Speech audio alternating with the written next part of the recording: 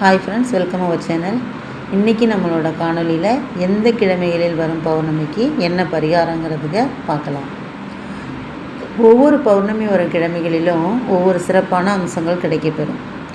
அதாவது ஞாயிறு, திங்கள் முதலான ஒவ்வொரு 7 கிழமைகளும் பௌர்ணமி வர நாளில் சிறப்பான பலன்கள் உண்டு.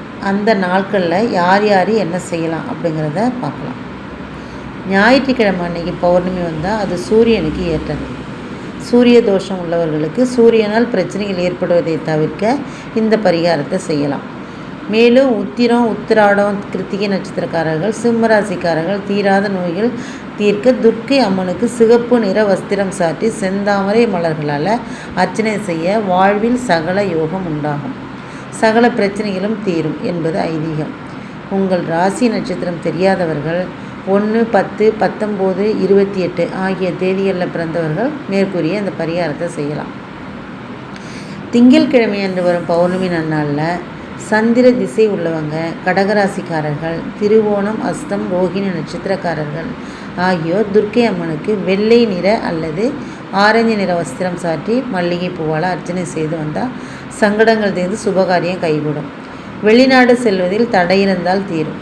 வாழ்வில் சகல செல்வங்களும் வளங்களும் பெறுவார்கள் என்பது ஐதீகம். ராசி நட்சத்திரம் தெரியாதவர்கள் 2, 11, 20, 29 தேதிகளில் பிறந்தவர்கள் இந்த பரிகாரத்தை செய்யலாம். செவ்வாய் என்று வரும் பௌர்ணமி நாளில் முருகப்பெருமானுக்கு மற்றும் அங்காரகனுக்கு உகந்த தினம்.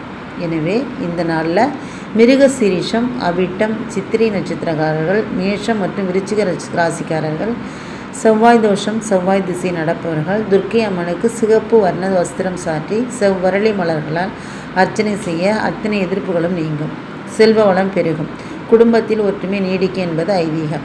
நட்சத்திரம் மற்றும் ராசி தெரியாதவர்கள் 9, 18, 27 ஆகிய தேதிகளில் பிறந்தவர்கள் இந்த பரிகாரத்தை செய்யலாம். புதன்கிழமை அன்று வரும் பௌர்ணமி நாளில் புதன் திசை நடப்பவர்கள் புதன் பகவான் வழிபாடு செய்ய நன்மைகள் நடக்கும். மேலும் மிதுனம், கன்னிராசிக்காரர்கள், ஆயில்யம், கேட்டை, ரேவதி நட்சத்திரக்காரர்கள் ஆகியோர் சிறந்த அறிவாற்றல் மற்றும் ஞாபகத்திறன் பெறவும் உறவுகள் பலப்படவும் துர்க்கை அம்மனுக்கு இந்த தினத்தில் பச்சை நிற வஸ்திரம் சாற்றி முல்லை, மல்லிகை, மறிக்கொழுந்து ஆகிய மலர்களால் அர்ச்சனை செய்ய சகல யோகங்களும் வாழ்வில் பெறுவார்கள். ராசி நட்சத்திரம் தெரியாதவர்கள் 5, 14, 23 தேதிகளில் பிறந்தவர்கள் இந்த பரிகாரத்தை செய்யலாம். வியாழக்கிழமை அன்று வரும் பௌர்ணமி நாளில் குரு பகவானை வணங்க தன்னம்பிக்கையும் அறிவாற்றலும் பெருகும். குருவை வணங்குவதற்கு மிகச்சிறந்த நாளாக இந்நாள் இருக்கும். இந்த நாளில் குரு திசை நடப்பவர்கள் தனுசு மற்றும் மீனராசிக்காரர்கள், புனர்பூசம், விசாகம், பூரட்டாதி நட்சத்திரக்காரர்கள் துர்க்கை அம்மனுக்கு மஞ்சள் நிற வஸ்திரம் சாற்றி மஞ்சள் நிற பூக்களால் அர்ச்சனை செய்து தயிர் சாதம் மற்றும் மஞ்சள் நிற பழங்கள் நிவேதனம் வைத்து வழிபட சகல வளங்களும் பெறுவார்கள். பொன் பொருள் சேரும், மதிப்பும் மரியாதையும் சமுதாயத்தில் உயரும் என்பது ஐதீகம்.